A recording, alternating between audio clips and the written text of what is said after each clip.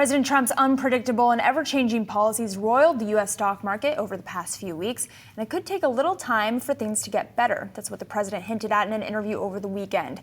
In a world where supply shocks are more common, there may be a case for the Fed to rethink its approach to inflation. Over the weekend, Mohamed El-Erian, president of Queens College, Cambridge, wrote that he questions the viability of the Fed's 2% target in a structurally changing world. Joining us now is Mohamed El-Erian, president of Queens College, Cambridge, alongside Market Domination co-host Julie Hyman. Mohamed, it's great to speak with you. Thank you for making the time.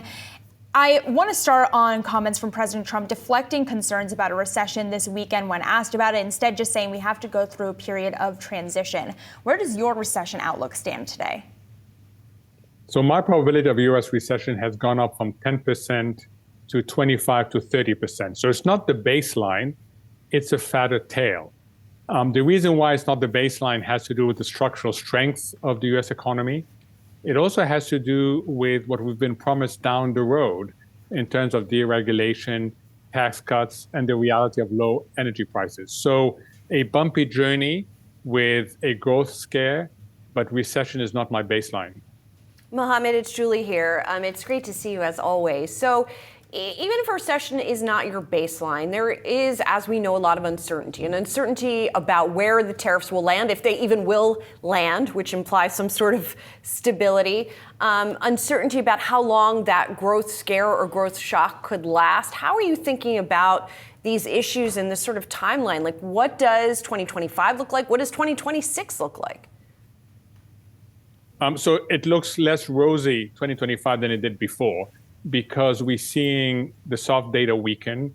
The survey data shows confidence going down at both the household and the corporate level. We're hearing more and more wait and see. We will wait and see before we make these investments, because companies are looking for clarity.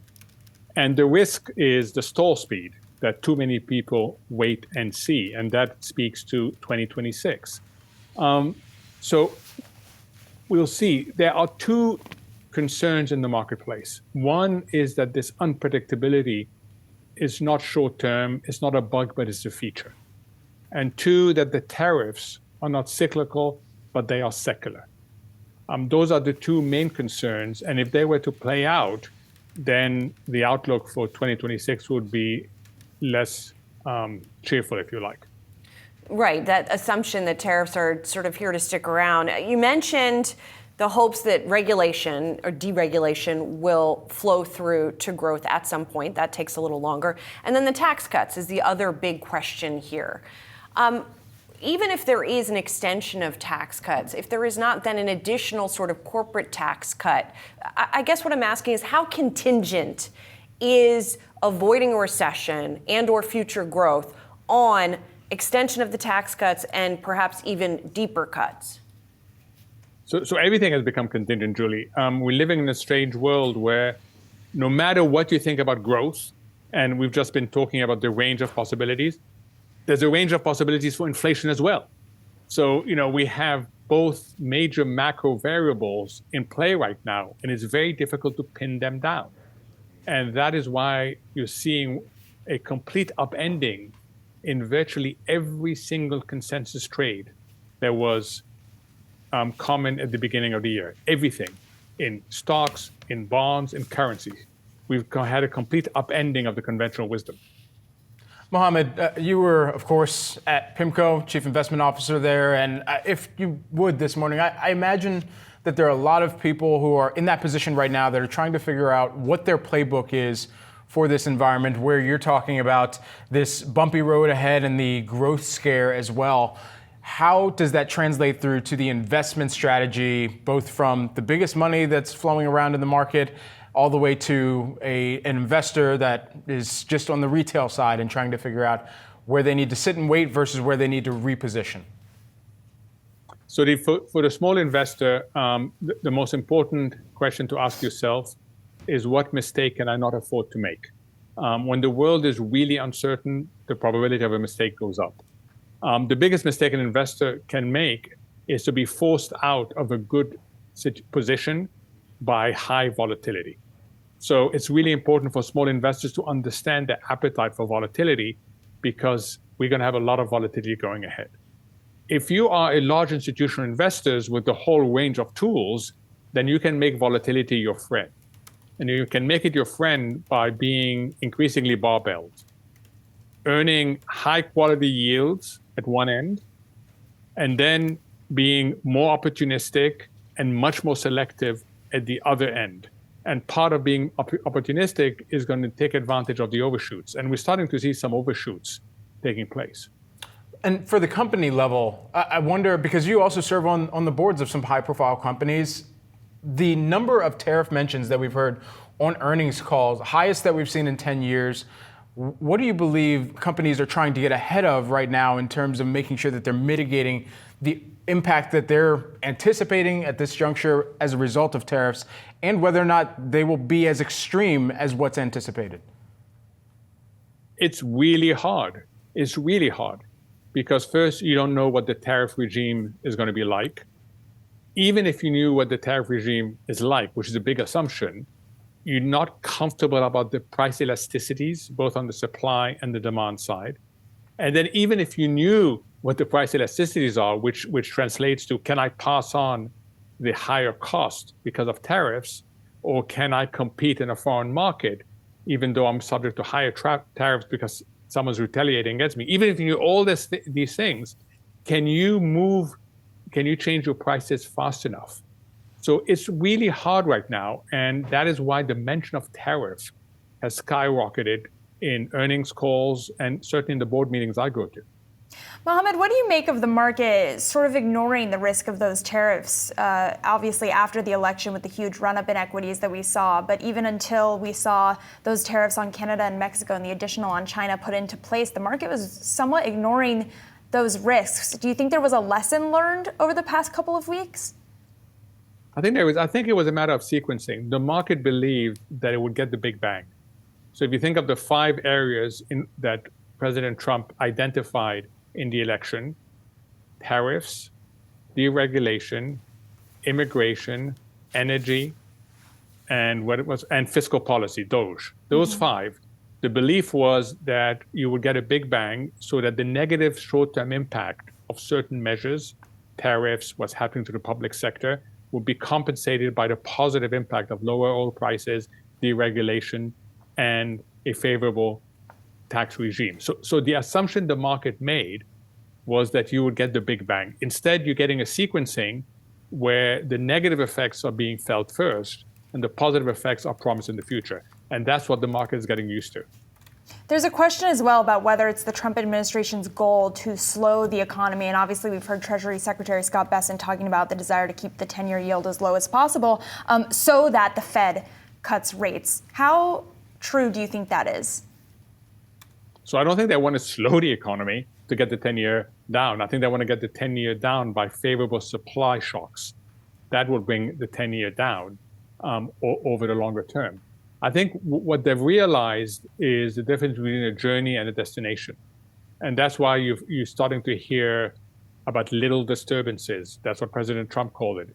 You just mentioned the Treasury Secretary said detox. There's this notion that there may be some bumps along the way, but the pain is worth the gain down the road. And I think that is the new narrative coming out of Washington. And the marketplace is just understanding that the sequence of these 5 measures we talked about is not simultaneous, it's sequential.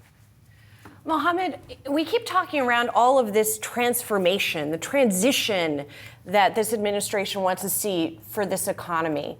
Do you understand the vision of what they're trying to achieve? Like, what are we transitioning to?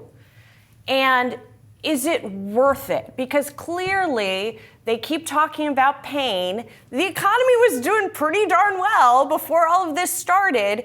Is this a pain that is worth inflicting to achieve whatever they're trying to achieve? So I guess first, what are they trying to achieve?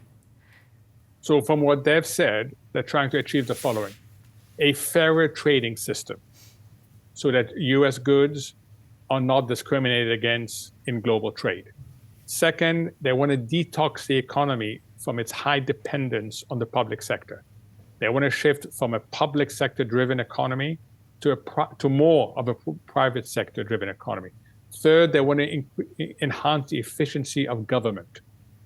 they want to make government not just smaller, but more efficient. And then fourth, they want to unleash the private sector through deregulation and favorable tax treatment. So that is what they're aiming to do. So at the end of the day, what they're aiming for is a more efficient economy, driven more by the private sector than the public sector, that operates in a fairer trading environment. But as you said, getting there is hard. And if you hit stall speed, which is, so to put numbers to this, last year the US grew by 2.8%.